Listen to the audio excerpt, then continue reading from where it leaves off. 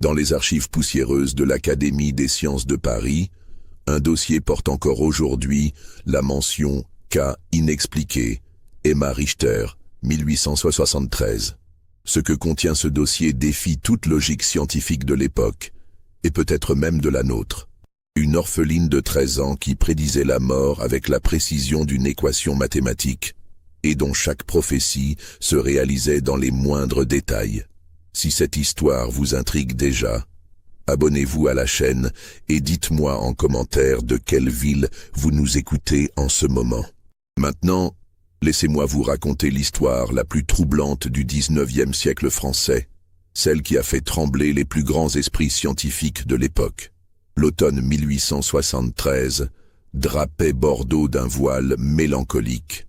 Les platanes bordant la Garonne perdaient leurs dernières feuilles dorées, emportées par un vent qui charriait encore l'amertume de la défaite de Sedan.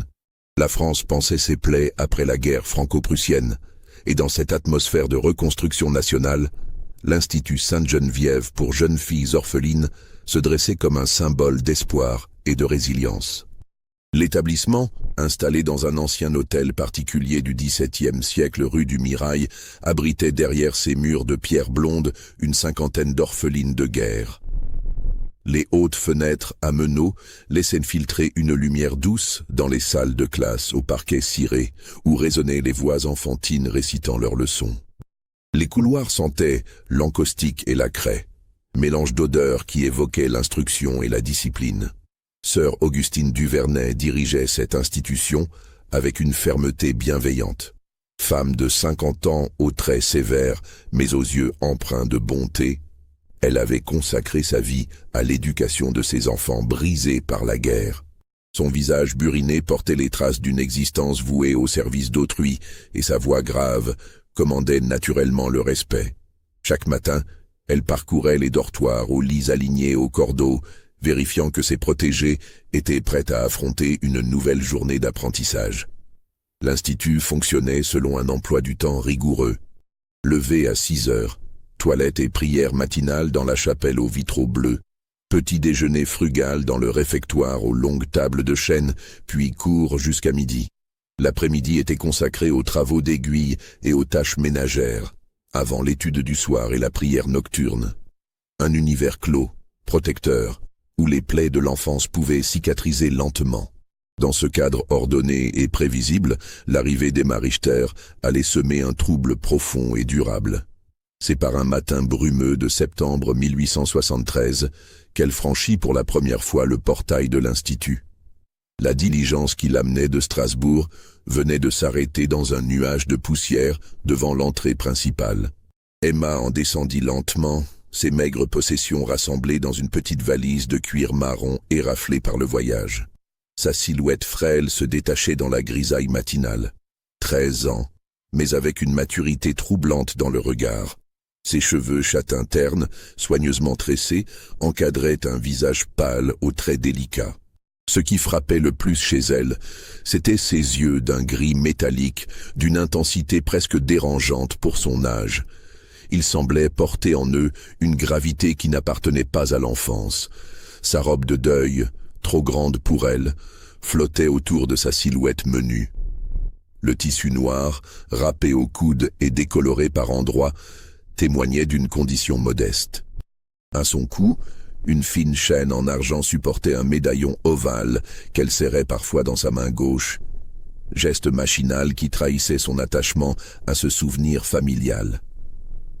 Sœur Augustine l'accueillit personnellement sur le perron. « Soyez la bienvenue parmi nous, mon enfant », dit-elle en posant une main maternelle sur l'épaule d'Emma. « Je suis sœur Augustine. Nous allons prendre grand soin de vous. » Emma répondit d'un hochement de tête silencieux, ses yeux gris balayant la façade de l'Institut comme pour en mémoriser chaque détail. Elle portait sous son bras un carnet aux pages jaunies, reliure de cuir usée par de nombreuses manipulations. Ce carnet ne la quittait jamais, et elle y griffonnait constamment des notes dans une écriture serrée et précise. Les formalités d'admission furent rapidement expédiées. Emma présenta son certificat de décès parental, document officiel attestant que Jean-Baptiste Richter et son épouse Marie, née Lebrun, avaient succombé au choléra qui avait ravagé Strasbourg durant l'été. L'orpheline était désormais pupille de l'État, confiée à la charité chrétienne de l'Institut. « Avez-vous de la famille, Emma ?» s'enquit sœur Augustine en feuilletant les maigres documents administratifs. « Non, ma sœur, plus personne. » La voix d'Emma était claire mais dénuée d'émotion, comme si elle avait déjà épuisé sa capacité à souffrir. Sœur Augustine fit visiter les lieux à la nouvelle pensionnaire. Les dortoirs aux fenêtres donnant sur le jardin intérieur, les salles de classe baignées de lumière naturelle, la bibliothèque au rayonnage garnie d'ouvrages pieux et éducatifs, la chapelle recueillie où chaque jour commençait et se terminait par la prière.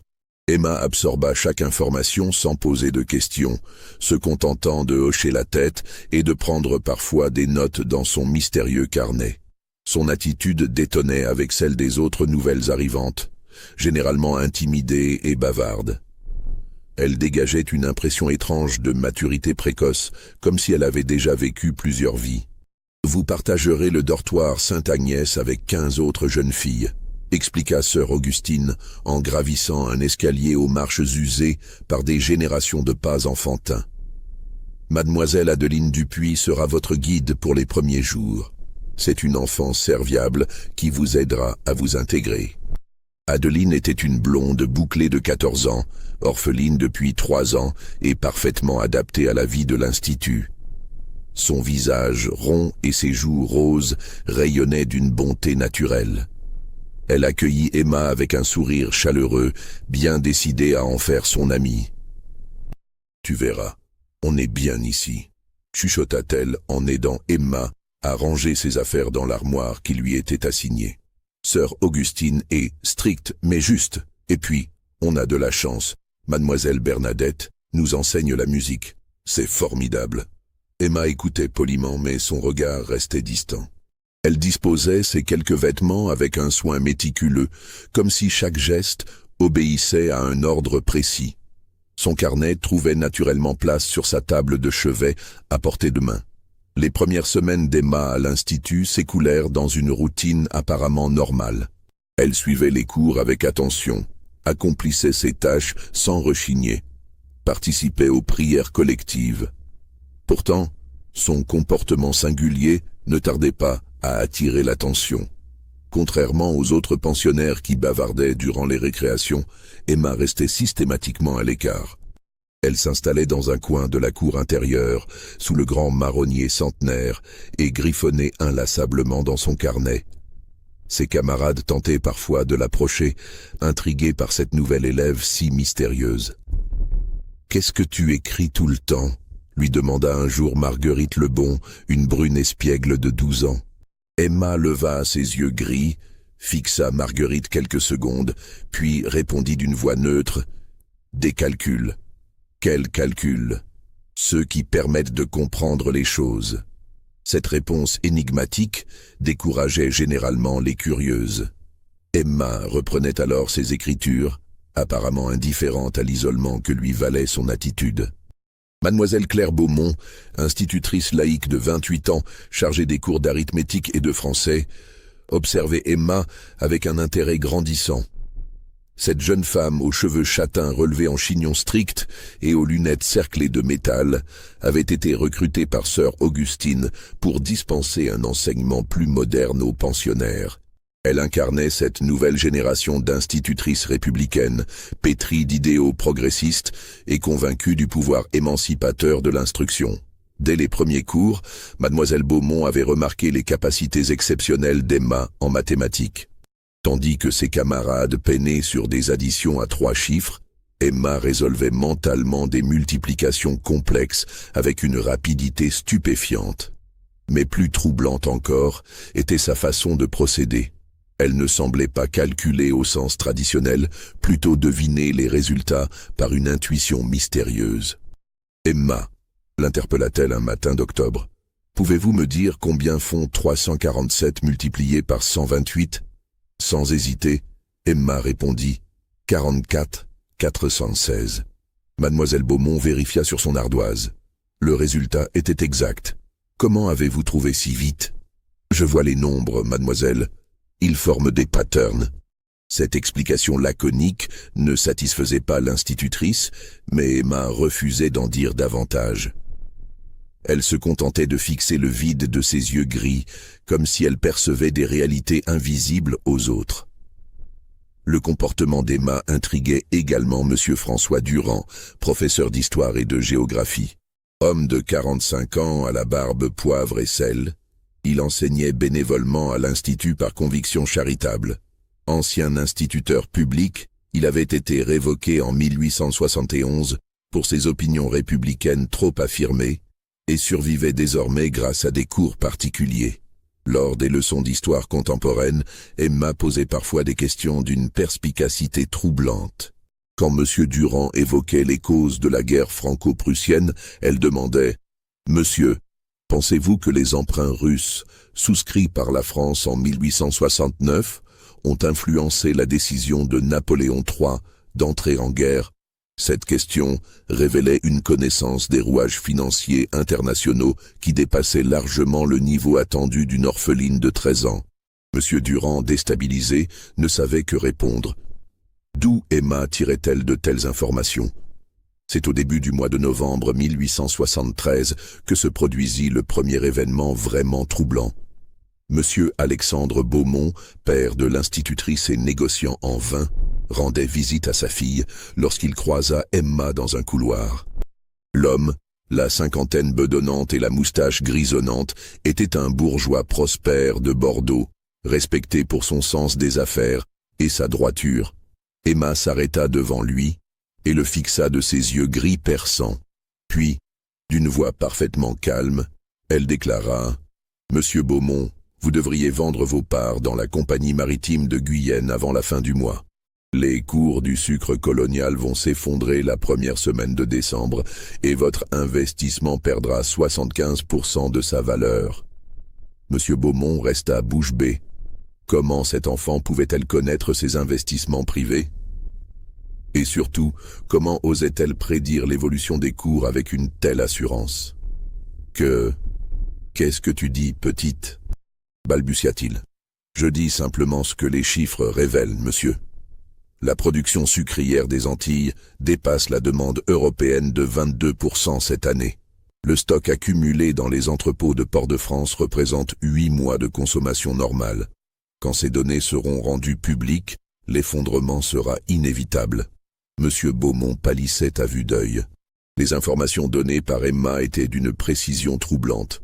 Comment une orpheline pouvait-elle connaître l'état des stocks coloniaux, données que lui-même avait eu du mal à obtenir par ses contacts commerciaux? « D'où tiens-tu ces renseignements ?» demanda-t-il d'une voix altérée. Emma referma son carnet qu'elle venait de consulter. « De partout, monsieur. Il suffit de savoir observer et calculer. Les mathématiques ne mentent jamais. » Sur ces mots énigmatiques, elle s'éloigna, laissant M. Beaumont en proie à un trouble profond. Devait-il prendre au sérieux les prophéties d'une enfant? Ses investissements représentaient une part importante de sa fortune. Pouvait-il se permettre d'ignorer cet avertissement? Les jours suivants, M. Beaumont multiplia les démarches pour vérifier les informations d'Emma. Il contacta ses correspondants aux Antilles, consulta les registres des douanes, interrogea d'autres négociants. Petit à petit, il dut se rendre à l'évidence. Les données mentionnées par l'orpheline étaient exactes dans les moindres détails. Rongé par l'angoisse, il finit par suivre le conseil d'Emma et vendit précipitamment ses parts dans la compagnie maritime de Guyenne, réalisant une perte modeste mais évitant la catastrophe annoncée. Le 3 décembre 1873, exactement comme Emma l'avait prédit, les cours du sucre colonial s'effondrèrent brutalement. La nouvelle de la surproduction antillaise, révélée par un rapport officiel du ministère de la Marine, provoqua une panique sur les marchés. La compagnie maritime de Guyenne perdit effectivement les 3/4 de sa valeur en quelques jours, ruinant de nombreux investisseurs bordelais. M. Beaumont, épargné grâce à l'avertissement d'Emma, ne savait plus que penser. Cette enfant avait-elle réellement prévu l'effondrement des cours ou disposait-elle d'informations privilégiées par des moyens occultes. Intriguée par les capacités extraordinaires d'Emma, mademoiselle Claire Beaumont décida de mener sa propre enquête. En tant qu'institutrice, elle avait un accès naturel à l'orpheline et pouvait l'observer sans éveiller les soupçons. Elle commença par examiner attentivement les cahiers d'Emma. L'écriture était d'une régularité parfaite, les calculs d'une précision remarquable. Mais ce qui frappait le plus, c'était la nature de ces calculs. Emma ne se contentait pas des exercices donnés en classe. Elle développait des équations complexes, établissait des corrélations entre des données apparemment sans rapport, construisait des modèles mathématiques d'une sophistication étonnante. « Emma » lui demanda-t-elle un jour après les cours, « puis-je voir votre carnet personnel ?» L'orpheline hésita un instant, puis tendit son mystérieux carnet à l'institutrice. Claire Beaumont l'ouvrit avec curiosité et resta interdite devant ce qu'elle découvrait. Les pages étaient couvertes de diagrammes complexes, de noms reliés par des flèches, de colonnes de chiffres soigneusement alignées. Elle reconnaissait plusieurs patronymes de la bourgeoisie bordelaise. Montclair, Beauregard, Lartigue, Roussillon. Tous étaient accompagnés de dates, de montants, de pourcentages, de notations cryptiques. Qu'est-ce que c'est que tout cela, Emma?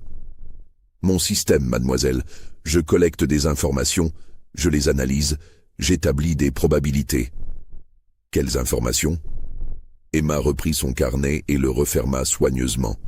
Celles que les gens laissent traîner sans s'en rendre compte. Les domestiques parlent, les courriers s'égarent, les conversations s'entendent à travers les cloisons. Il suffit de savoir écouter et compiler. Cette explication, bien que troublante, avait une logique certaine. Claire Beaumont se souvenait des enseignements de ses professeurs de l'école normale. L'observation méthodique et l'analyse rationnelle pouvaient révéler des vérités cachées. Emma avait peut-être développé intuitivement ces méthodes scientifiques. Mais comment une orpheline de 13 ans pouvait-elle avoir accès à tant d'informations sur la haute société bordelaise? Et surtout, comment parvenait-elle à les traiter avec une telle efficacité? Claire Beaumont décida d'approfondir son enquête. Elle se mit à observer discrètement Emma pendant les récréations, prêtant attention à ses allées et venues, à ses lectures, à ses contacts. Ce qu'elle découvrit la stupéfia. Emma recevait régulièrement du courrier, des lettres sans expéditeur apparent qui lui étaient remises par des enfants des rues. Ces missives arrivaient toujours pendant les heures de classe, quand les pensionnaires étaient occupés. Emma les lisait rapidement, prenait des notes, puis brûlait systématiquement les lettres dans la cheminée du réfectoire. Plus troublante encore, Claire Beaumont remarqua qu'Emma quittait parfois clandestinement l'institut. Certaines nuits, la couche de l'orpheline était vide. Comment s'échappait-elle? Où allait-elle? Que faisait-elle durant ses escapades nocturnes? L'institutrice décida de monter la garde. Un soir de novembre, elle se posta discrètement dans le couloir menant au dortoir Sainte-Agnès. Vers minuit, elle vit Emma se glisser hors de sa chambre, vêtue d'une robe sombre et chaussée de bottines souples. L'orpheline se dirigea vers une fenêtre du rez-de-chaussée, l'ouvrit sans bruit et disparut dans la nuit bordelaise. Claire Beaumont était face à un dilemme.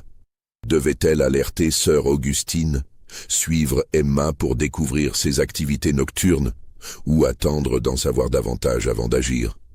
Elle choisit l'attente, espérant qu'Emma lui fournirait d'elle-même les clés du mystère.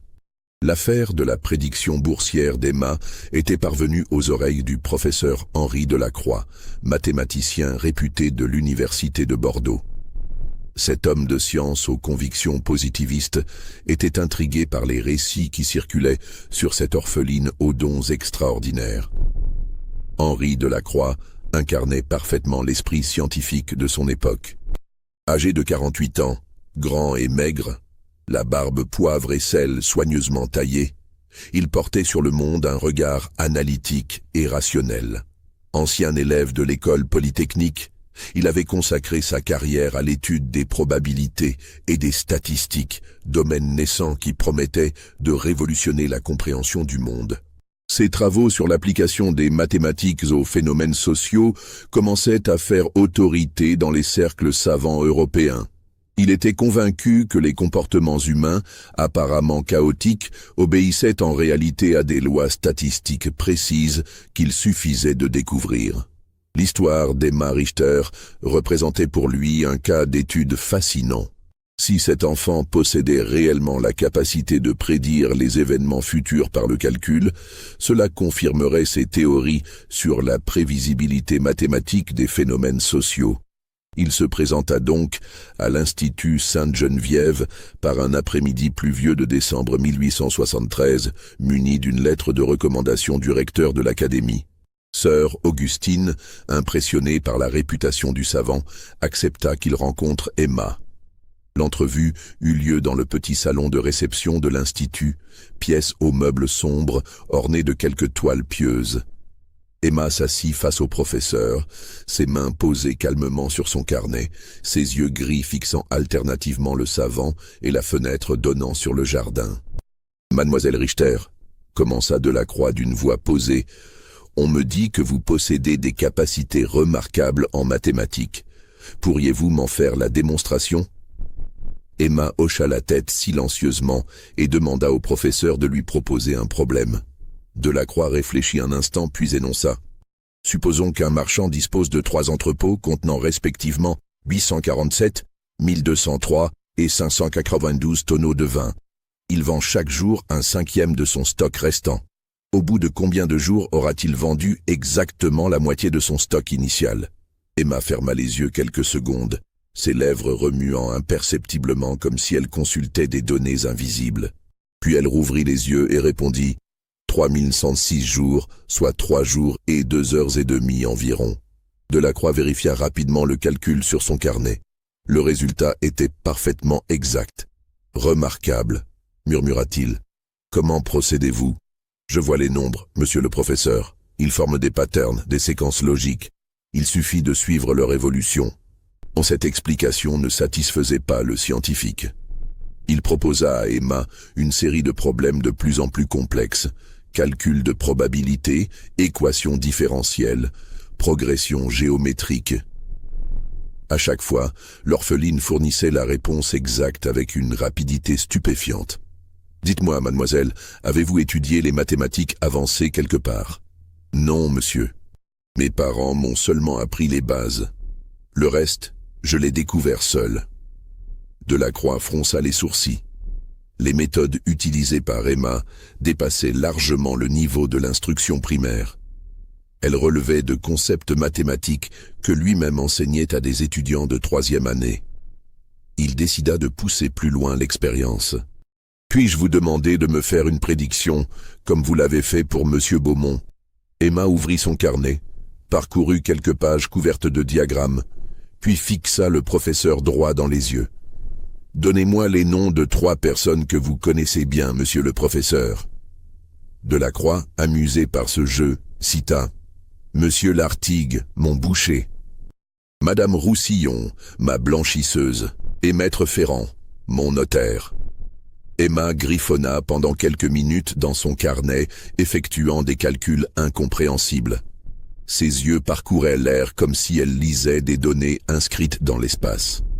Puis, elle annonça d'une voix neutre « Monsieur Lartigue aura un accident de voiture la semaine prochaine. Rien de grave, mais il se blessera à la jambe droite et sera immobilisé une quinzaine de jours. Madame Roussillon découvrira que son mari la trompe avec sa propre sœur avant la fin du mois. Cette révélation se produira un jeudi matin, vers 9 heures, quand elle rentrera plus tôt que prévu de sa tournée. Quant à Maître Ferrand, il recevra mercredi prochain une lettre de Paris qui l'obligera à partir précipitamment, abandonnant temporairement son étude. » Le professeur Delacroix nota scrupuleusement ses prédictions, date et signa le document. Il était convaincu que ces prophéties fantaisistes démontreraient la nature délirante des prétendus dons de l'enfant. Les lois de la probabilité rendaient hautement improbable la réalisation simultanée de 3 événements aussi précis. Mais une semaine plus tard, M. Lartigue se fracturait effectivement la jambe en tombant de sa charrette, exactement comme Emma l'avait annoncé. Le jeudi suivant, Madame Roussillon surprenait son époux dans les bras de sa propre sœur, provoquant un scandale retentissant dans le quartier. Et le mercredi, Maître Ferrand recevait un télégramme l'informant de la mort subite de son père, l'obligeant à partir pour Paris dans l'heure. Le professeur Delacroix était confronté à un phénomène qui défiait ses convictions scientifiques les plus profondes. Comment expliquer rationnellement de telles coïncidences? Emma possédait-elle réellement un don de voyance mathématique ou utilisait-elle des méthodes qu'il ne parvenait pas à identifier? Il retourna à l'Institut, cette fois avec un mélange de fascination et d'inquiétude. Il fallait absolument percer le mystère des capacités d'Emma Richter. Le second entretien entre le professeur Delacroix et Emma eut lieu dans des conditions plus formelles. Le savant avait obtenu l'autorisation de sœur Augustine pour soumettre l'orpheline à une série de tests approfondis destinés à évaluer scientifiquement ses capacités. Il arriva accompagné de son assistant, Monsieur Paul Leblanc, jeune docteur en mathématiques chargé de prendre des notes détaillées. L'expérience se déroula dans la bibliothèque de l'Institut, pièce silencieuse au rayonnage, garnie d'ouvrages pieux et éducatifs. Emma s'assit à la grande table de chêne face aux deux hommes de science. Elle semblait parfaitement calme, comme si elle se prêtait à un jeu anodin. Son carnet mystérieux était posé devant elle, fermé mais à portée de main. « Mademoiselle Richter, » commença Delacroix, « nous aimerions comprendre votre méthode. Comment procédez-vous pour établir vos prédictions? » « C'est simple, monsieur le professeur. Je collecte des données, je les analyse selon certains paramètres, puis j'établis des probabilités d'occurrence pour différents événements. » Cette explication, bien qu'apparemment rationnelle, ne satisfaisait pas les scientifiques. Paul Leblanc prit la parole. « Quelles données collectez-vous et comment y avez-vous accès ?» Emma ouvrit son carnet et en sortit une feuille, couverte de diagrammes complexes. On y voyait des noms reliés par des flèches, des dates, des pourcentages, des annotations cryptiques. « Prenez l'exemple de Monsieur Lartigue, » expliqua-t-elle en montrant une section du diagramme. « J'ai appris par sa femme de ménage qu'il souffrait de vertige depuis quelque temps. Sa fille, employée chez l'apothicaire, a mentionné qu'il avait acheté un remède contre les étourdissements. Son voisin m'a dit qu'il conduisait sa charrette de façon plus prudente dernièrement. En croisant ces informations avec les statistiques d'accidents dans sa profession et son âge, j'ai calculé une probabilité élevée d'incidents dans les jours suivants. » Delacroix et Leblanc échangèrent un regard stupéfait. Cette méthode, bien qu'étonnamment sophistiquée pour une enfant de 13 ans, avait une logique scientifique indéniable. Emma appliquait intuitivement des principes de statistiques appliquées que les savants eux-mêmes développaient dans leurs recherches. « Comment obtenez-vous toutes ces informations ?» insista Leblanc. « Les gens parlent, monsieur. Ils croient que les enfants n'écoutent pas, que les domestiques ne comptent pas, que les pauvres sont invisibles. Mais moi, j'écoute tout, je retiens tout, et surtout, j'analyse tout. » Elle tourna une page de son carnet, révélant un réseau encore plus complexe de connexions et de données. « Regardez ce schéma. Il représente les relations sociales et économiques de 50 familles bordelaises. Chaque ligne indique une dépendance, une influence, une vulnérabilité. Quand je veux prédire ce qui arrivera à quelqu'un, je trace son profil complet. Santé, finances, relations, habitudes, peur, secrets. Puis j'applique des calculs de probabilité. » Le professeur Delacroix étudiait attentivement le diagramme. La sophistication du système créé par Emma dépassait tout ce qu'il avait imaginé. Cet enfant avait développé spontanément une méthodologie d'analyse sociale d'une précision redoutable. Mais comment une jeune fille de votre condition peut-elle connaître les secrets intimes de la bourgeoisie bordelaise? S'enquit Paul Leblanc. Emma sourit pour la première fois depuis le début de l'entretien. C'était un sourire énigmatique, presque adulte, qui contrastait étrangement avec son visage juvénile. Vous seriez surpris de savoir combien d'informations circulent dans cette ville, monsieur Leblanc. Les domestiques bavardent au marché, les employés de banque fréquentent les mêmes cafés. Les épouses délaissées se confient à leurs couturières. Il suffit de savoir où chercher et comment écouter. Cette réponse, bien qu'éclairante, soulevait de nouvelles questions. Comment Emma avait-elle pu établir un tel réseau d'informateurs? Et surtout, dans quel but? Mademoiselle Claire Beaumont avait décidé de percer le mystère des escapades nocturnes d'Emma. Armée d'une lanterne sourde et vêtue d'un manteau sombre, elle se posta dans l'ombre du portail de l'Institut par une nuit froide de décembre. Vers minuit, comme elle l'espérait, Emma apparut à la fenêtre du rez-de-chaussée. L'orpheline se glissa dehors avec l'agilité d'une habituée, referma silencieusement la croisée, puis s'engagea dans la rue du Mirail d'un pas assuré. Claire Beaumont la suivit à distance prudente, prenant soin de rester dans les zones d'ombre. Emma connaissait manifestement parfaitement son itinéraire. Elle emprunta des ruelles étroites, traversa des cours d'immeubles, longea les quais de la Garonne avec une précision qui témoignait d'une longue habitude. Sa destination était le quartier Sainte-Croix, zone pauvre de Bordeaux où s'entassaient ouvriers, journaliers et miséreux de toutes sortes. Emma s'arrêta devant une taverne miteuse. Au tonneau percé, établissement de mauvaise réputation fréquenté par la lie de la société bordelaise. L'institutrice vit Emma pousser la porte de l'établissement et disparaître à l'intérieur. Comment une orpheline de 13 ans pouvait-elle pénétrer dans un tel bouge sans être inquiétée? Claire Beaumont décida de s'approcher pour tenter d'observer ce qui se passait à l'intérieur. Par une fenêtre au carreau sale, elle aperçut Emma, installée à une table du fond, en conversation animée avec plusieurs individus peu recommandables. Il y avait là un homme aux vêtements râpés, qui semblait être un ancien domestique, une femme d'âge mûr au regard dur, quelques gamins des rues aux mines éveillées. Emma leur distribuait de petites pièces d'argent, en échange d'informations qu'il lui chuchotait à l'oreille. Elle prenait des notes dans son carnet, posait des questions précises, donnait parfois des instructions. Toute la scène avait l'air d'une réunion d'espions en miniature. L'institutrice comprenait enfin comment Emma obtenait ses renseignements. Cet enfant avait constitué un véritable réseau d'informateurs parmi les déshérités de Bordeaux, exploitant leurs conditions précaires pour acheter leurs secrets. Mais d'où venait l'argent qu'elle distribuait si généreusement? Une orpheline pensionnaire d'un institut charitable ne disposait d'aucune ressource financière. Il y avait là un mystère supplémentaire à élucider.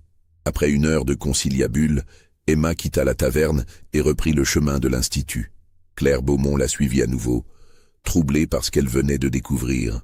Cet enfant menait une double vie d'une complexité stupéfiante. De retour dans sa chambre, l'institutrice ne parvint pas à trouver le sommeil. Elle se trouvait face à un dilemme moral. Devait-elle révéler à sœur Augustine les activités clandestines d'Emma, ou chercher d'abord à comprendre les motivations de l'orpheline? Elle opta pour une approche directe et confronta Emma le lendemain matin. « Emma, je dois vous parler en privé », dit-elle après le cours d'arithmétique. L'orpheline suivit l'institutrice dans la petite salle attenante à la classe, pièce qui servait habituellement aux leçons particulières. Claire Beaumont referma soigneusement la porte. « Emma, je sais que vous quittez l'institut certaines nuits. Je vous ai suivi hier soir. » L'orpheline ne manifesta aucune surprise. Elle fixa l'institutrice de ses yeux gris impassibles et répondit calmement. « Je m'en doutais, mademoiselle. Vous n'êtes pas très douée pour la filature. » Cette répartie déconcerta Claire Beaumont. Emma ne niait pas, ne cherchait pas d'excuses, ne manifestait aucune crainte d'être dénoncée. « Que faisiez-vous dans cette taverne, avec ces gens ?»« Je collectais des informations, comme je vous l'ai déjà expliqué. Ces personnes ont accès à des renseignements que la bourgeoisie croit secrets. Moyennant rétribution, ils acceptent de me les communiquer. D'où vient l'argent que vous leur donnez ?» Emma hésita un instant, puis ouvrit son carnet à une page particulière. On y voyait une liste de noms accompagnés de sommes d'argent. « De mes clients, mademoiselle, des bourgeois qui paient pour connaître l'avenir. Ils me versent des sommes conséquentes pour mes prédictions et j'en redistribue une partie à mes informateurs. » Claire Beaumont était abasourdie. Emma avait créé un véritable commerce de la prophétie, transformant ses dons mathématiques en source de revenus. « Mais Emma, c'est de l'escroquerie. Vous ne pouvez pas prédire l'avenir. » L'orpheline referma son carnet d'un geste sec. « Détrompez-vous, mademoiselle. Mes prédictions se réalisent toujours. Mes clients en ont pour leur argent. Parce que vous les orchestrez, ce ne sont pas des prophéties, ce sont des manipulations. Emma fixa longuement l'institutrice, puis murmura d'une voix froide. Et alors? Si le résultat est le même, quelle importance? Cette réponse glaça Claire Beaumont. Elle réalisait qu'Emma était bien plus dangereuse qu'elle ne l'avait imaginé. Cet enfant manipulait consciemment les événements, détruisant peut-être des vies pour alimenter sa réputation de prophétesse. Si cette révélation vous donne des frissons, likez cette vidéo et dites-moi en commentaire ce que vous pensez vraiment d'Emma. Génie précoce ou manipulatrice redoutable? La réputation d'Emma s'étendait rapidement dans les salons bordelais. Ses prédictions, toujours réalisées avec une précision troublante, attiraient une clientèle de plus en plus nombreuse et fortunée. Sœur Augustine, d'abord réticente, avait fini par autoriser ses visites moyennant donations substantielles à l'Institut. C'est dans ce contexte qu'en décembre 1873, M. Édouard de Montclerc sollicita une consultation. Cet homme de 60 ans, armateur prospère et figure respectée de la bourgeoisie bordelaise, traversait une période d'incertitude. Ses affaires périclitaient, ses navires subissaient des avaries répétées, ses investissements se révélaient décevants. Il se présenta à l'Institut par un après-midi brumeux, accompagné de son secrétaire particulier, M. Théodore Blanchard.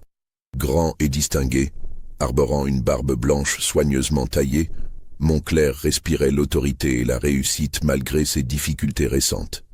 Emma le reçut dans le petit salon de l'Institut, vêtue de sa robe noire réglementaire, ses cheveux châtains sagement nattés. Face à ce puissant personnage, elle conservait son attitude de calme absolu qui impressionnait tant ses visiteurs. « Mademoiselle Richter, commença Montclerc d'une voix grave, on me dit que vous possédez le don de prédire l'avenir.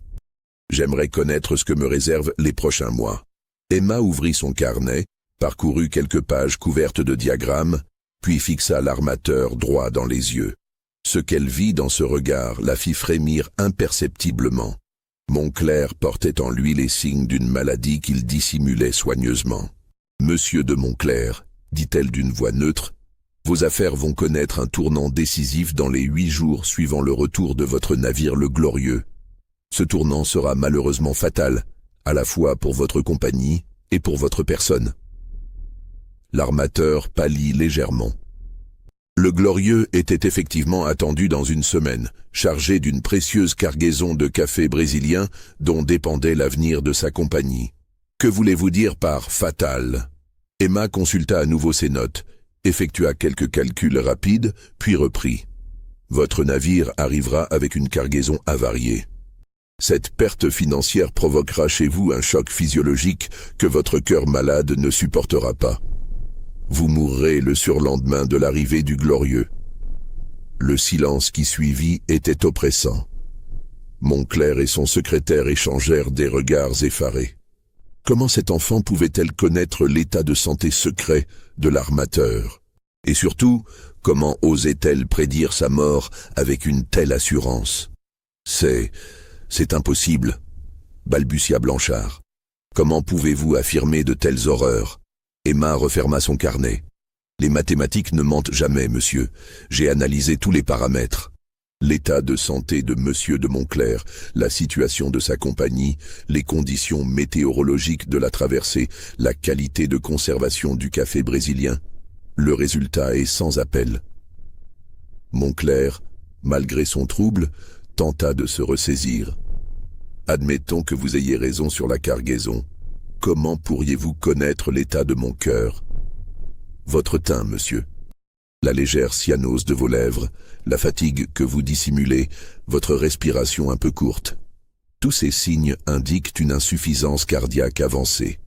De plus, votre pharmacien habituel, monsieur Dutour, prépare pour vous depuis 6 mois un mélange de digital et de strophante, remède spécifique aux affections cardiaques.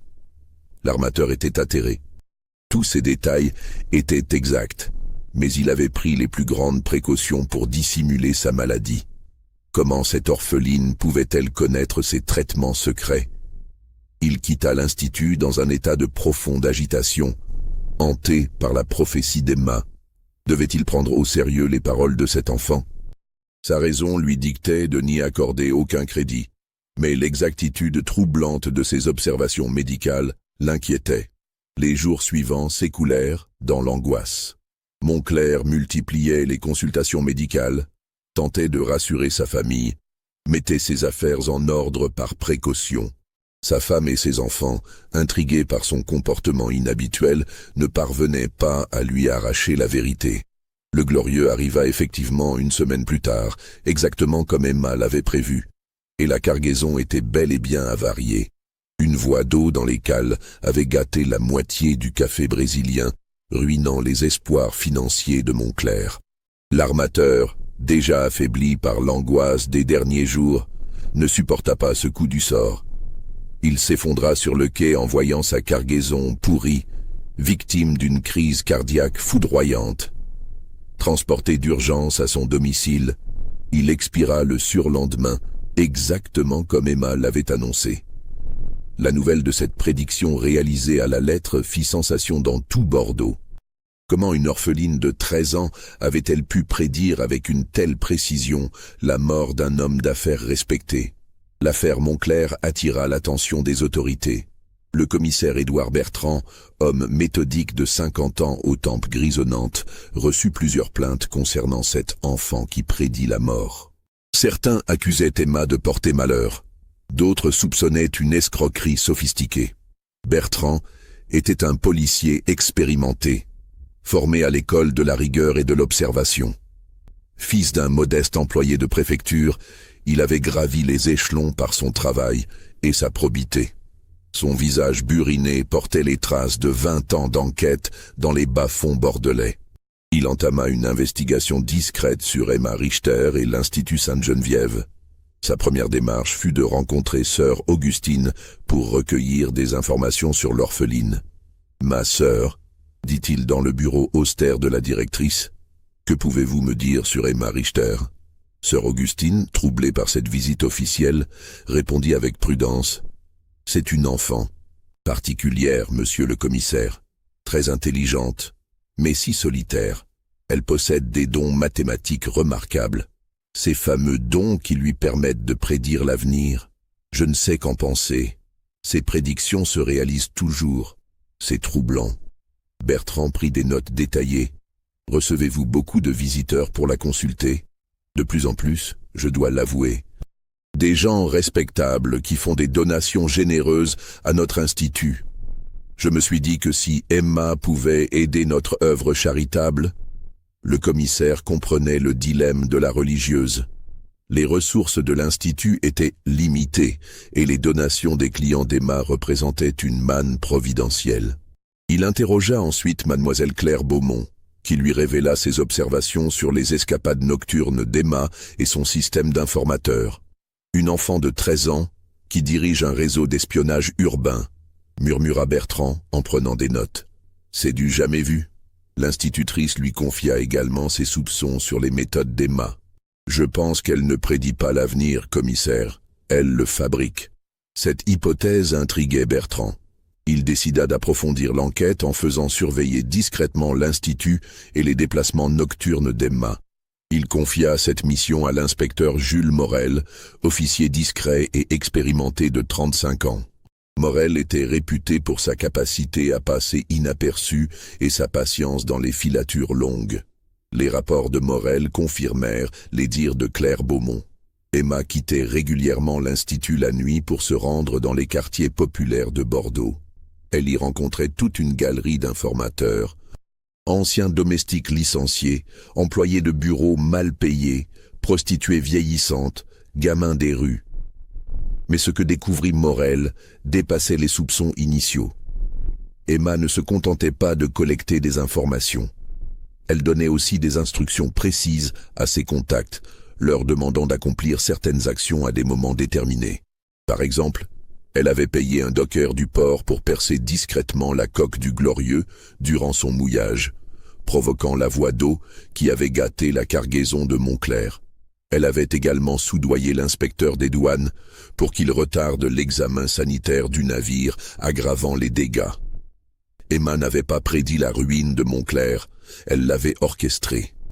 Fort de ces découvertes, Le commissaire Bertrand obtint un mandat de perquisition pour fouiller la chambre d'Emma à l'Institut. L'opération eut lieu de nuit, en l'absence de l'orpheline partie pour une de ses mystérieuses expéditions. La chambre d'Emma était d'une austérité monacale. Un lit étroit, une armoire simple, une table de travail, une chaise. Rien ne distinguait cet espace des autres chambres du dortoir, si ce n'est l'ordre parfait qui y régnait. Mais l'inspecteur Morel, habitué aux cachettes les plus ingénieuses, découvrit rapidement un double fond dans la malle d'Emma. À l'intérieur, soigneusement classés, des dizaines de dossiers contenaient des informations compromettantes sur les principales familles de Bordeaux. Le dossier Montclair était particulièrement détaillé. Emma y avait consigné l'état de santé secret de l'armateur, les difficultés financières de sa compagnie, les relations tendues avec ses associés, même ses fréquentations extra-conjugales. Chaque information était datée, sourcée, recoupée avec d'autres données. Plus troublant encore, le dossier contenait un plan minutieux de la destruction de Montclair. Emma avait calculé que le sabotage de sa cargaison, combiné au choc psychologique, provoquerait la crise cardiaque fatale. Elle avait même prévu les conséquences juridiques et financières de cette mort sur la famille de l'armateur. Bertrand découvrit des dossiers similaires sur d'autres personnalités bordelaises. Adultère, dettes cachées, malversations financières, secrets de famille. Emma possédait de quoi faire chanter la moitié de la bourgeoisie locale. Mais ce qui stupéfia le plus le commissaire, c'est que les dossiers révélaient qu'Emma ne se contentait pas de prédire les événements. Elle les provoquait systématiquement. Chaque prophétie était en réalité un plan d'action soigneusement élaboré. L'affaire Beauregard, par exemple. Emma avait découvert la liaison de cet homme d'affaires avec sa gouvernante. Elle s'était arrangée pour que l'épouse trompée reçoive son héritage un jour précis, puis avait organisé la rencontre fortuite entre Madame Beauregard et son mari en galante compagnie. Chaque succès renforçait la réputation d'Emma et attirait de nouveaux clients fortunés, créant un cercle vicieux de manipulation et de profit. Intrigué par les motivations d'Emma, le commissaire Bertrand décida d'enquêter sur son passé strasbourgeois. Il contacta ses collègues d'Alsace pour obtenir des informations sur la famille Richter. Les premiers éléments confirmaient la version officielle. Jean-Baptiste Richter était comptable dans une banque privée, sa femme Marie était institutrice. Un couple respectable de la petite bourgeoisie alsacienne, décédé du choléra durant l'été 1873. Mais en creusant davantage, Bertrand découvrit des zones d'ombre troublantes. Jean-Baptiste Richter avait été licencié de son poste quelques mois avant sa mort. Le motif officiellement invoqué était une restructuration, mais des témoins affirmaient qu'il avait découvert des irrégularités dans les comptes de ses employeurs. La banque qui employait Richter appartenait à la famille von Eckstein, financier influent d'origine allemande ayant des ramifications jusqu'à Paris. Ces banquiers avaient la réputation de brasser des affaires peu recommandables, notamment le blanchiment d'argent détourné des fonds de reconstruction de l'Alsace. Bertrand comprit qu'il touchait là un point sensible. Si Jean-Baptiste Richter avait découvert des malversations importantes et menacé de les révéler, cela expliquerait son licenciement brutal. Mais cela pourrait aussi expliquer sa mort suspecte. Une enquête plus poussée révéla que plusieurs témoins potentiels de ces malversations étaient morts dans des circonstances étranges, tous officiellement victimes du choléra, mais à des dates et dans des conditions qui soulevaient des questions. Emma aurait-elle assisté à la destruction méthodique de sa famille par des puissants sans scrupules? Sa soif de vengeance expliquerait-elle ses agissements présents? Le commissaire décida d'interroger directement Emma. Il se rendit à l'Institut par un après-midi pluvieux de février 1874, accompagné de l'inspecteur Morel. L'interrogatoire eut lieu dans le bureau de sœur Augustine, pièce austère dominée par un crucifix en ivoire. Emma s'assit face aux deux policiers, parfaitement calme, comme si elle attendait cette confrontation depuis longtemps. « Mademoiselle Richter, » commença Bertrand, « nous avons découvert vos dossiers secrets et vos méthodes de manipulation. Nous savons que vous n'êtes pas une prophétesse mais une criminelle. » Emma ne manifesta aucune surprise. Elle fixa alternativement les deux hommes de ses yeux gris impassibles et répondit d'une voix neutre. « Criminel est un bien grand mot, commissaire. Je préfère justicière. » « Justicière, vous avez causé la mort de monsieur de Montclair. » J'ai simplement révélé sa véritable nature. Cet homme se présentait comme un armateur honorable, mais il blanchissait l'argent volé aux orphelins d'Alsace. Sa mort était inéluctable. J'ai seulement précipité l'échéance. Cette révélation stupéfia Bertrand. Emma prétendait que ses victimes étaient elles-mêmes des criminels. Vous avez des preuves de ces accusations ? Emma ouvrit son carnet à une page particulière, révélant un réseau complexe de connexions financières. Montclair, Beauregard, Lartigue, tous étaient impliqués dans le détournement des fonds de reconstruction alsaciens orchestrés par la famille von Eckstein. Mon père avait découvert leur système et ils l'ont fait assassiner pour le faire taire. Elle sortit de sa poche un petit flacon contenant quelques gouttes d'un liquide incolore. Ceci provient de la carafe d'eau de mon père, récupérée avant que les autorités ne nettoient notre maison. Un pharmacien de mes connaissances l'a analysé. Arsenic, dose létale, administrée progressivement pour simuler les symptômes du choléra. Bertrand examina le flacon. Si Emma disait la vérité, elle n'était pas une criminelle ordinaire, mais une orpheline cherchant à venger ses parents assassinés. Pourquoi ne pas avoir porté plainte? Pourquoi cette mascarade? Emma eut un rire amer, le premier signe d'émotion qu'elle manifestait depuis le début de l'interrogatoire. Contre qui, commissaire? Les von Eckstein ont des appuis partout, jusqu'au ministère. Un simple témoignage d'orpheline n'aurait jamais suffi. Il me fallait des preuves irréfutables et les moyens de les utiliser. Alors vous avez décidé de vous faire justice vous-même. Exactement. J'ai étudié le réseau de complicité français de la famille von Eckstein. Chacune de mes victimes était impliquée dans le meurtre de mes parents. Je me suis contenté de leur faire subir le sort qu'ils méritaient. Bertrand était confronté à un cas d'une complexité rare. D'un côté, Emma avait effectivement orchestré plusieurs morts et ruines, utilisant des méthodes criminelles.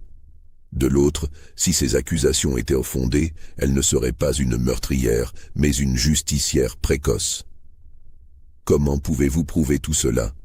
Emma se leva et se dirigea vers la fenêtre donnant sur le jardin de l'Institut. Elle resta silencieuse un long moment, puis se retourna vers les policiers. J'ai constitué un dossier complet sur les activités de la famille von Eckstein et de leurs complices français. Nom, date, montant, preuves documentaires, témoignages. Tout y est. Ce dossier est en sécurité et il sera rendu public si quelque chose m'arrivait. Où est ce dossier? En lieu sûr, commissaire. Disons que j'ai appris à ne faire confiance à personne. L'inspecteur Morel prit la parole. Admettons que vos accusations soient exactes. Cela ne justifie pas vos méthodes. Vous ne pouvez pas vous faire justice vous-même. Emma le fixa de ses yeux gris, devenus soudain brûlants de colère contenue. Et qu'aurais-je dû faire, inspecteur? Attendre que la justice officielle s'intéresse au sort d'une orpheline alsacienne? Laisser les assassins de mes parents prospérer tranquillement sur leur fortune bâtie, sur le sang et les larmes? Sa voix, jusque-là parfaitement maîtrisée, tremblait légèrement d'émotion. Vous ne comprenez pas. J'avais 13 ans quand j'ai vu mes parents agoniser, empoisonnés par des hommes qui se prétendaient respectables. J'ai juré sur leur tombe que justice serait rendue, même si je devais y consacrer ma vie entière. Emma s'assit à nouveau et ouvrit entièrement son carnet, révélant l'ampleur de son système. Les pages étaient couvertes de diagrammes d'une complexité stupéfiante, reliant des dizaines de personnalités françaises et étrangères dans un vaste réseau de corruption. Regardez bien, messieurs, voici la véritable carte du pouvoir en France. Politiciens véreux, banquiers sans scrupules, industriels cupides, tous liés par des intérêts criminels communs. Elle tourna plusieurs pages, montrant des correspondances, des reçus, des témoignages.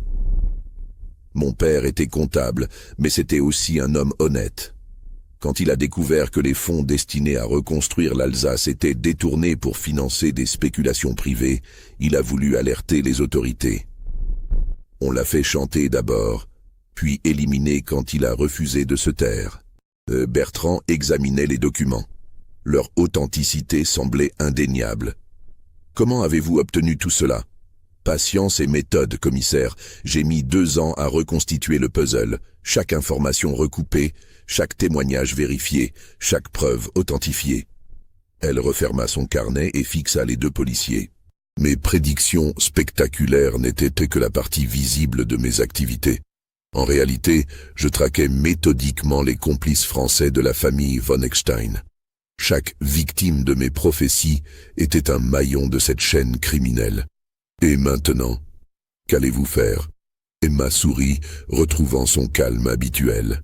Mon travail ici est terminé. Les coupables bordelais ont été punis, les preuves rassemblées, le dossier constitué. Il est temps pour moi de passer à l'étape suivante, c'est-à-dire remonter à la source. Les von Eckstein pensent être intouchables dans leur château alsacien. Ils vont découvrir qu'ils se trompent. Cette déclaration glaça le sang de Bertrand. Emma parlait de ses projets de vengeance avec un détachement terrifiant, comme s'il s'agissait d'un simple problème mathématique à résoudre. Mademoiselle, vous ne pouvez pas faire justice vous-même. Si vos accusations sont fondées, portez-les devant les tribunaux. Emma éclata d'un rire sans joie. Les tribunaux, commissaire? Croyez-vous vraiment que la justice officielle s'intéressera aux révélations d'une orpheline de 13 ans contre des banquiers ayant des ramifications jusqu'au gouvernement? Elle se leva et se dirigea vers la porte. Cette conversation est terminée. Vous avez 2 choix.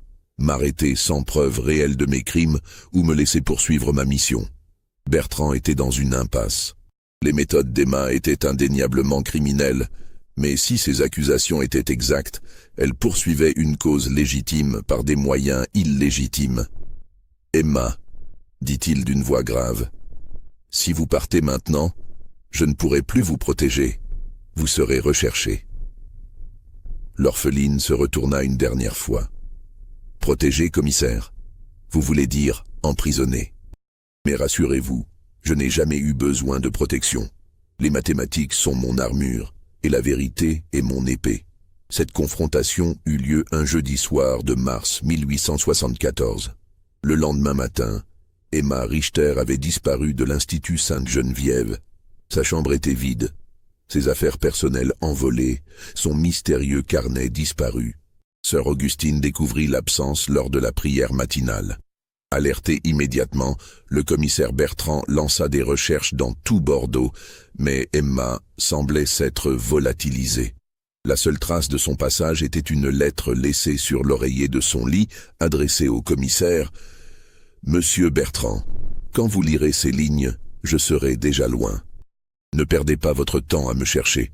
Vos méthodes sont trop prévisibles. J'ai une dernière prédiction à vous faire. Si vous tentez de me poursuivre, votre carrière se terminera dans la disgrâce avant l'été.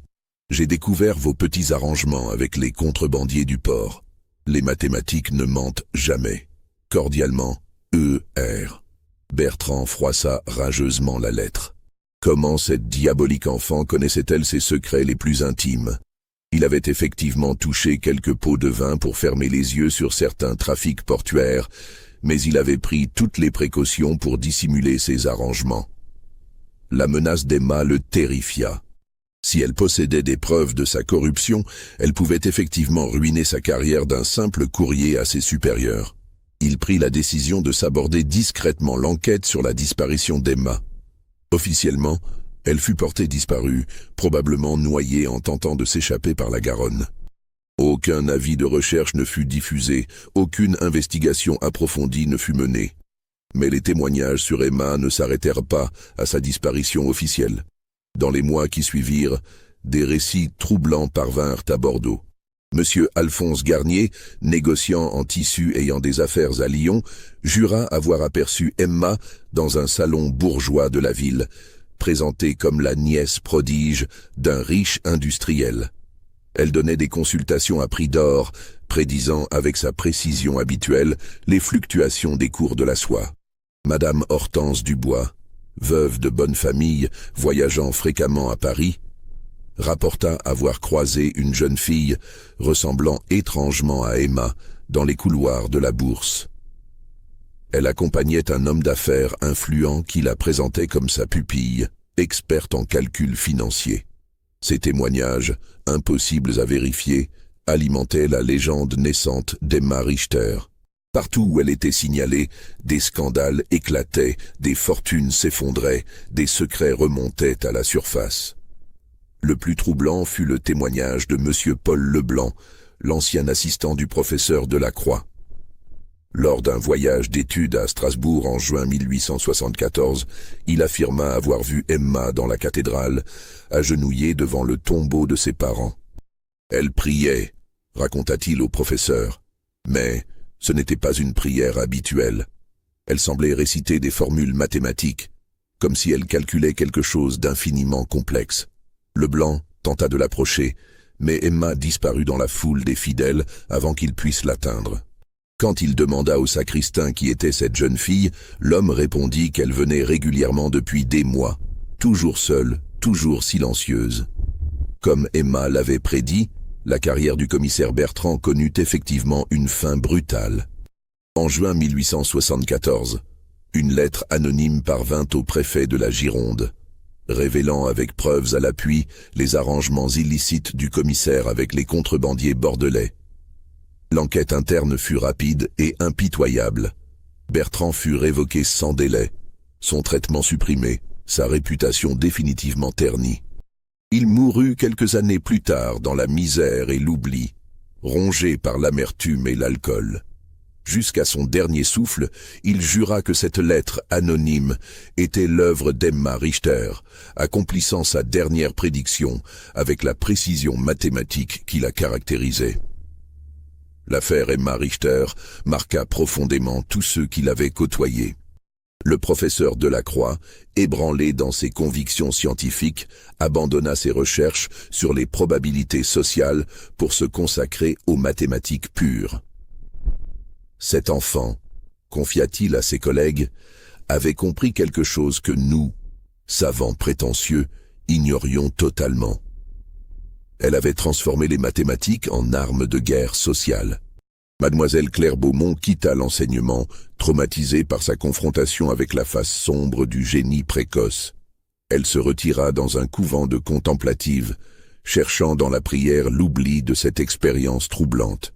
Sœur Augustine, elle, mourut quelques mois après la disparition d'Emma, emportée par une fièvre soudaine.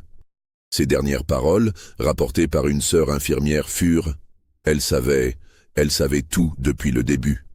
L'Institut Sainte-Geneviève ferma ses portes en 1875, officiellement par manque de financement. En réalité, l'établissement ne s'était jamais remis du scandale Emma Richter. En 1876, un fait divers parisien attira l'attention des anciens enquêteurs de l'affaire Emma. M. Wilhelm von Eckstein, patriarche de la famille de banquiers alsaciens, fut retrouvé mort dans son hôtel particulier du 16e arrondissement. Officiellement, le vieil homme de 70 ans avait succombé à une crise cardiaque, mais les circonstances de sa mort posaient en question. Il était mort en lisant un dossier mystérieux, retrouvé ouvert sur son bureau. Ce dossier contenait des preuves accablantes de ses malversations financières, détournement de fonds publics, chantage, corruption, assassinat déguisé. Toutes les informations étaient d'une précision redoutable, comme si elles avaient été compilées par un expert comptable ou par une orpheline assoiffée de vengeance. Une note manuscrite accompagnait le dossier. Les mathématiques ne mentent jamais, Monsieur von Eckstein. Justice est enfin rendue. E.R. L'enquête policière ne put jamais déterminer qui avait remis ce dossier à von Eckstein. Les domestiques jurèrent qu'aucun visiteur n'était venu ce jour-là. Le mystérieux messager était resté invisible comme un fantôme vengeur. Avec la mort de von Eckstein, l'empire financier de la famille s'effondra rapidement. Les banques, les entreprises, les propriétés, tout fut saisi par les créanciers ou confisqué par l'État. La fortune bâtie sur le crime et la corruption retourna à néant. Les dernières traces documentées d'Emma Richter datent de 1867. Un rapport de police autrichien mentionne l'arrestation, puis la mystérieuse évasion d'une jeune Française soupçonnée d'espionnage industriel à Vienne. La description physique correspondait à Emma, Mais l'identité ne put jamais être confirmée. Après cette date, plus rien. Emma Richter disparut de l'histoire officielle comme elle avait disparu de l'Institut Sainte-Geneviève, ne laissant derrière elle que des questions sans réponse et des mystères irrésolus. Pourtant, durant des décennies, des rumeurs persistèrent. Des témoins affirmaient avoir croisé une femme aux yeux gris métalliques dans les couloirs de la Bourse de Londres, conseillant discrètement des investisseurs influents. D'autres juraient l'avoir vue dans les salons berlinois, prédisant avec une précision troublante les soubresauts de la politique européenne. Ces témoignages, impossibles à vérifier, alimentaient la légende d'Emma Richter. Était-elle devenue cette figure mystérieuse qui hantait les cercles du pouvoir européen? Avait-elle transformé ses dons de manipulation en influence politique? Ou n'était-elle qu'un fantôme né de l'imagination collective? Aujourd'hui, avec le recul historique, l'affaire Emma Richter continue de fasciner les chercheurs. Certains historiens y voient la préfiguration des techniques modernes d'analyse de données et de manipulation de l'information. Emma avait compris, avec un siècle d'avance, que l'information est l'arme ultime dans une société où les apparences comptent plus que la réalité. Elle avait développé intuitivement des méthodes qui ne seraient théorisées qu'au XXe siècle. Réseaux d'influence, guerre psychologique, manipulation de l'opinion. Ces méthodes mathématiques, décrites par les témoins de l'époque, présentent des similitudes troublantes avec les algorithmes prédictifs modernes. Comment une orpheline de 13 ans avait-elle pu développer de telles techniques? D'autres spécialistes s'interrogent sur la dimension psychologique du cas Emma. Cette enfant, traumatisée par l'assassinat de ses parents, avait-elle développé une forme de génie compensatoire? Ou cachait-elle des troubles mentaux profonds derrière son apparente rationalité? La question de ses véritables capacités reste également ouverte. Emma possédait-elle réellement un don mathématique exceptionnel, ou était-elle simplement une manipulatrice de génie qui utilisait l'illusion de la science pour masquer ses crimes? Le dossier Emma Richter, conservé dans les archives de l'Académie des sciences, comprend un dernier document troublant. Il s'agit d'une lettre datée de 1900, soit 27 ans après les événements bordelais. Cette lettre, rédigée d'une écriture que les experts en graphologie ont identifiée comme celle d'Emma, est adressée aux futurs lecteurs de cette histoire. Elle contient une prédiction finale. À celui qui découvrira un jour la vérité sur mon histoire, sachez que les mathématiques révèlent tout, même l'avenir de ceux qui croient le contrôler.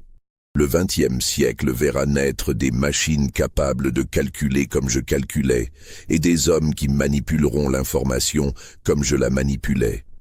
Mais ils oublieront, comme leurs prédécesseurs, que derrière chaque équation se cache une âme humaine. C'est cet oubli qui causera leur perte. Les mathématiques ne mentent jamais, mais les hommes qui les utilisent, eux, peuvent mentir infiniment. Emma Richter, quelque part en Europe, 1900.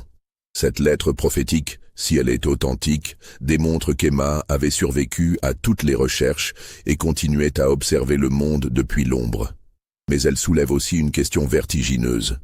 Jusqu'où s'étendaient réellement ses capacités de prédiction? Aujourd'hui encore, l'affaire Emma Richter demeure l'un des mystères les plus troublants de l'histoire française du XIXe siècle. Les documents existent, les témoignages sont cohérents, les faits semblent établis. Pourtant, l'explication rationnelle de ces événements reste insaisissable. Emma Richter était-elle une enfant prodige qui avait développé des méthodes d'analyse sociale révolutionnaires? Une manipulatrice de génie qui utilisait l'illusion de la science pour masquer ses crimes? Une justicière précoce poussée par la soif de vengeance? Ou simplement une légende née de la peur collective face à l'inexplicable? La vérité se cache peut-être dans cette phrase qu'elle répétait sans cesse. Les mathématiques ne mentent jamais. Car si les chiffres disent la vérité, que révèlent-ils vraiment sur Emma Richter? Les calculs de probabilité indiquent qu'une enfant de 13 ans ne peut pas, rationnellement, accomplir ce qu'Emma a accompli. Les statistiques démontrent que ces prédictions ne pouvaient pas se réaliser par hasard. Les équations prouvent que ces méthodes dépassaient les connaissances de son époque. Alors, Comment expliquer l'inexplicable? Comment réconcilier la logique scientifique avec les faits historiques? Comment comprendre qu'une orpheline ait pu défier les lois de la probabilité et de la raison? La réponse à ces questions n'existe peut-être pas. Ou peut-être se trouve-t-elle dans les mots mêmes d'Emma. Il suffit de savoir observer et calculer. Car après tout, si nous appliquions vraiment les méthodes d'Emma à notre époque moderne, que découvririons-nous sur notre propre société? Pensez-vous que l'histoire d'Emma Richter soit véridique? Qu'elle était réellement capable de prédire l'avenir par les mathématiques ou qu'elle orchestrait simplement les événements qu'elle prétendait prévoir?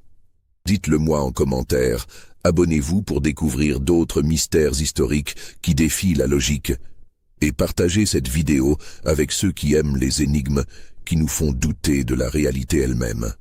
Car comme le disait Emma Richter, les mathématiques ne mentent jamais. Mais nous, simples mortels, savons-nous vraiment les interpréter? Ou sommes-nous condamnés à errer éternellement entre la vérité scientifique et le mystère humain? L'affaire Emma Richter nous rappelle que l'histoire garde parfois ses secrets les plus troublants, nous laissant face à cette question éternelle. Et si tout cela était vraiment arrivé?